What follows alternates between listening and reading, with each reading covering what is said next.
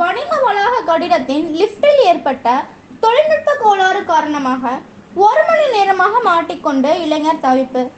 தீயணைப்பு துறையினர் பத்திரமாக மீட்டு அனுப்பி வைத்தனர். கரூர் மாநகராட்சிக்குட்பட்ட கௌரிபுரம் பகுதியில் தனியார் வணிக வளாக கட்டிடத்தில் தனியார் பல் மருத்துவமனை, நிதி நிறுவனம் உள்ளிட்ட 3 மாடி கட்டிடம் செயல்பட்டு வருகிறது. இந்த நிலையில் வணிக வளாக கட்டிடத்தில் சொந்த வேலையாக வந்த பிரவீன் லிப்ட் மூலம் 3வது மாடிக்கு சென்று கொண்டிருந்த போது தொழில்நுட்ப கோளாறு காரணமாக லிப்ட் பாதி வழியில் நின்றதால் பெரும் பரபரப்பு ஏற்பட்டது.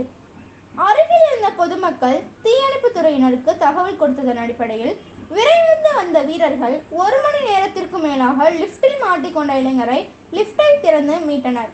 இதனால் அப்பகுதியில் 1 மணி நேரத்திற்கு மேலாக பரபரப்பு ஏற்பட்டது.